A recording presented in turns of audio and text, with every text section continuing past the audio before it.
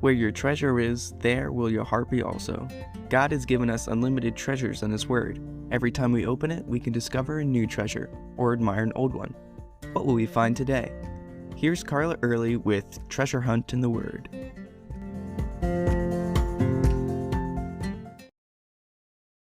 The first verse of the popular invitation hymn, Have Thine Own Way, Lord, references our key verse from yesterday, when it says, Have Thine Own way, Lord, have Thine own way.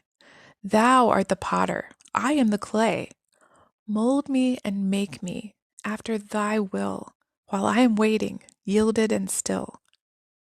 So let's think about characteristics of good clay. I think the number one quality would be moldability. But it's not in our sinful nature to surrender our control, or what we perceive as control, over to anyone, least of all God, since we have no idea what He's going to make us into. What if He wants to make us into something we don't want to be? That's scary. Well, Jeremiah watched the potter in Jeremiah 18. It says the vessel he was making became marred, so he had to remake it. Sometimes God has to have lots of redos in our life because we aren't all that moldable. If we're too hard, He has to add more water. As the master potter, He knows exactly what we need and how to fix us when we mess up or don't cooperate. Once we get molded into the right shape, we get put in the fire. Yeah, that means trials. They're not usually pleasant. But our potter knows what he's doing and knows exactly how much firing we need so that we will become durable and usable, hardened so we're not easily broken or hurt by the world. Then, when we come out of the fire and are cooled, He can use us for whatever He pleases. He uses us as the vessel He wants us to be in the situations where He places us.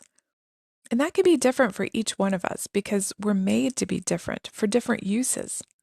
Some are for special high-profile uses, like a fancy teapot. Some are for everyday uses, like a cooking pot. But all are useful to God. Even the clay jar in Jeremiah 19 that God told Jeremiah to buy, then throw down and shatter as a symbol for what the Lord would do to Judah. Even that jar that didn't get to be used in the way it thought it would, was useful to God. We don't necessarily have control over how the Lord wants to use us, but that's okay. In studying about the potter and the clay, I came upon a rather humorous verse in Isaiah 29:16.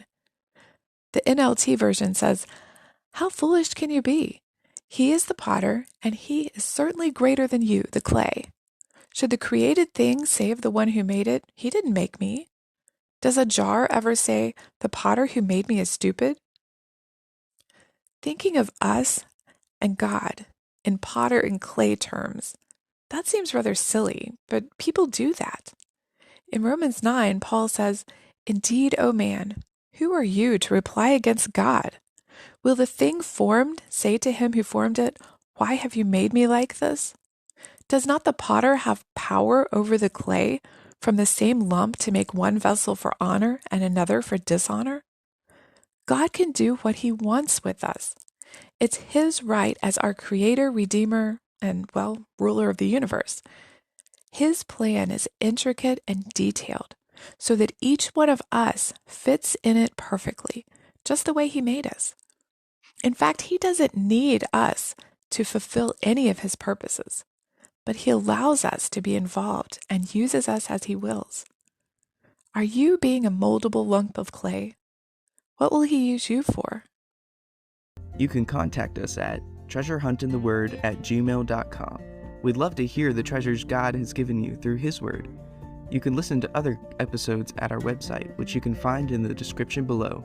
Thanks for listening, and remember, where your treasure is, there will your heart be also.